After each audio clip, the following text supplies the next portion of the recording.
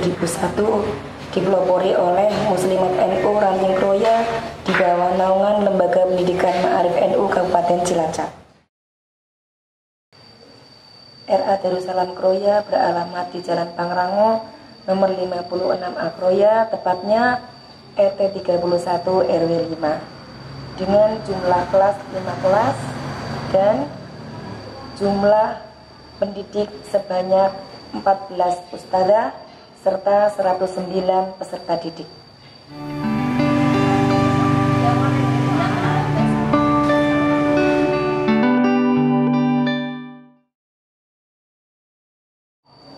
Visi dan misi RA Darussalam Kroya yaitu mewujudkan peserta didik yang takwa, cerdas, dan kreatif. Misi RA Darussalam Kroya mendorong anak untuk memiliki karakter yang kuat serta memiliki emosional dan spiritual yang baik, memotivasi dan membangun kualitas tenaga pendidik baik dalam segi keilmuan maupun keterampilan. RA Darussalam Kroya memiliki sarana dan prasarana gedung yang representatif dengan jumlah ruang 8 ruang kelas, memiliki alat peraga edukatif baik dalam maupun luar ruangan. RA Darussalam Kroya telah memiliki banyak prestasi baik peserta didik maupun tenaga pendidik. Di antaranya prestasi yang diraih oleh anak, juara 2 tingkat Kabupaten Cilacap lomba outbound yang dibimbing oleh Ustadzah Lulu Khalida, juara 2 lomba takfir tingkat Kabupaten Cilacap yang dibimbing oleh Ustadzah Nurlidaya, dan juara 1 lomba mewarnai tingkat Kecamatan Kroya pada event festival kuliner.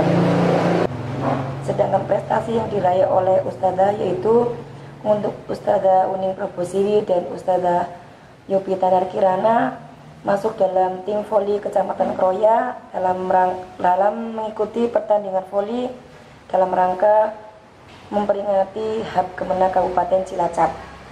Untuk Ustadzah Wening masuk kategori terbaik tingkat Kabupaten Cilacap lomba mengarang gambar bercerita sehingga masuk ke tingkat provinsi. Sebagai operator RA Darussalam Kroya, biasanya saya mengoperasikan aplikasi Simpatika, yaitu berisi tentang profil pendidik, misalnya data keluarga, SK, ijazah, absensi, dan lain sebagainya.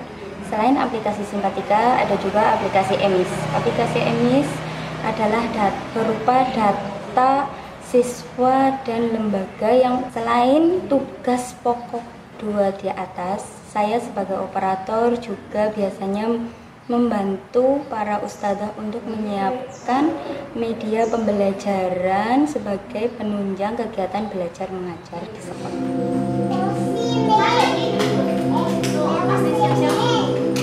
Di masa pandemi ini sudah pasti kalau guru itu mengedukasi siswanya, mengedukasi lingkungan, artinya siswa dan orang tua gitu ya, karena memang masih kecil, jadi itu kan juga menjadi tanggung jawab orang tuanya juga untuk melaksanakan protokol kesehatan. Biasa demo cuci tangan, kemudian tidak lupa pakai masker, dan tidak lupa beribadah juga. Itu justru yang paling utama kalau ibadah ya. Kemudian kalau untuk pembelajarannya itu kami menawarkan 3 opsi pembelajaran. Yang pertama tatap muka terjadwal, yang kedua daring, kemudian yang ketiga home visit.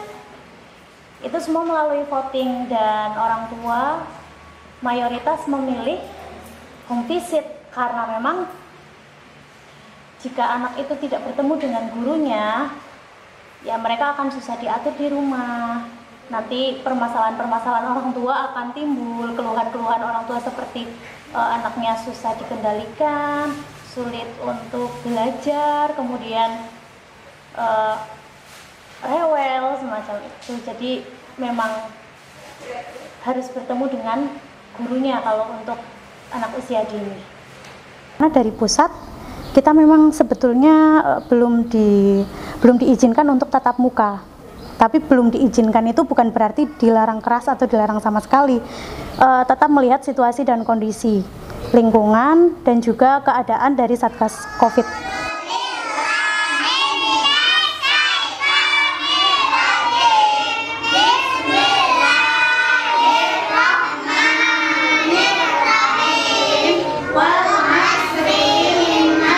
Kalau untuk pembelajaran home visit itu kan memang per wilayah ya.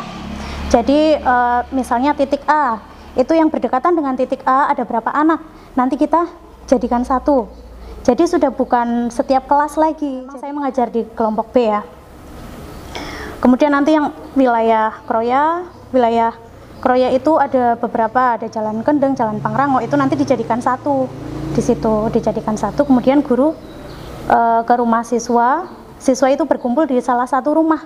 Memang biasanya orang tua punya mengkoordinir sendiri mau belajar di tempat siapa, di rumah siapa, nanti teman-temannya semuanya berkumpul, kemudian guru datang ke rumah dan seperti biasa. Hanya memang waktunya itu dipangkas, yang biasanya 2 jam pelajaran, ini menjadi 1 jam pelajaran bersama hafalan, kegiatan inti dan kegiatan penutup. Ya muqaddimu ya muakhir, ya awalu ya akhir, ya. Kendala itu sebetulnya banyak sekali ya. Kalau di masa pandemi ini itu kan memang kami menggunakan kurikulum darurat namanya. Kurikulum itu yang menyesuaikan dengan relevansi begitu ya. Jadi kalau misalnya COVID, otomatis orang tua pro kontra. Kalau orang tua yang sangat khawatir dengan keselamatan anaknya sudah pasti menolak adanya home visit atau pertemuan tatap muka. Tapi kalau orang tua yang lebih toleransi, mereka ya membekali anaknya dengan protokol kesehatan, terus mereka pesan sama anaknya biar nggak berdekatan dengan teman-temannya, atau ya memang tetap jaga jarak seperti itu. Karena kalau untuk usia dini, kalau tidak bertemu dengan guru itu kan memang sulit ya, memang susah karena guru itu punya interaksi khusus untuk anak-anak. Kita tahu sendiri bahwa guru itu ya mohon maaf ya, tidak boleh berbicara atau tidak boleh mengharap finansial gitu. Jadi ya semuanya itu keluar dari hati nurani. Dan yang jelas guru RA Darussalam itu kebersamaan timnya itu bagus sekali. Jadi kami saling memotivasi, kalau misalnya ada kekurangan kita saling menutupi seperti itu.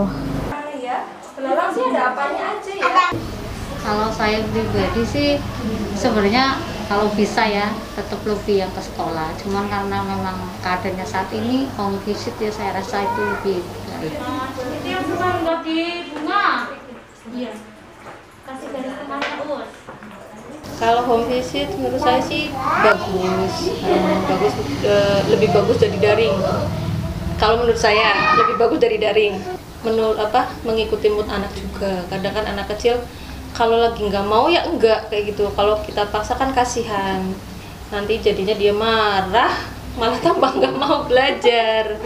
Dibikin kelompok kayak gini kan anak lebih senang lah, ketemu sama teman-teman, terus belajar sama ustazahnya kayak gitu. Jadi kan lebih semangat kayak gitu.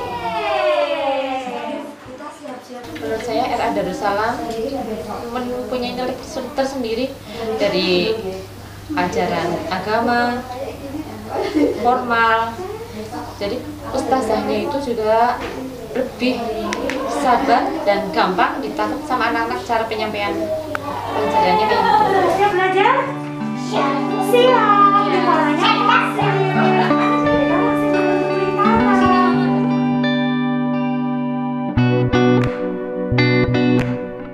Menurut saya itu seorang guru itu ya memang kita kembali lagi ke ajarannya Ki Hajar Dewantoro ya. Ya guru itu memang kalau di kita itu memberikan contoh, memberikan teladan, kemudian memberi pengayoman, dan itu direalisasikan kepada semua aspek dalam kehidupan kita. Jadi tidak hanya antara guru pada murid, tapi juga guru kepada lingkungan, dan yang lebih luas lagi nanti sampai kepada bangsa dan negara. Seperti itu.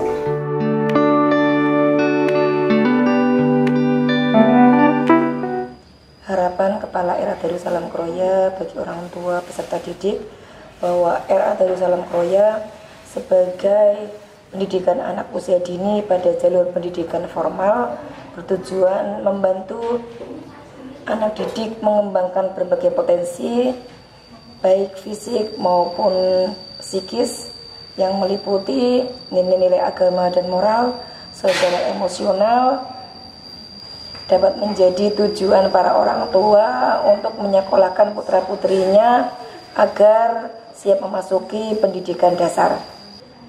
Harapan Kepala RA Darussalam Kroya untuk guru dengan senantiasa berpedoman pada standar kompetensi guru, maka RA Darussalam Kroya mendorong kepada seluruh ustadzanya untuk senantiasa memperbarui keilmuannya, jangan pernah berhenti belajar dengan berpegang teguh pada 5 nilai budaya kerja Kementerian Agama, integritas, profesional, inovatif, tanggung jawab, dan keteladanan.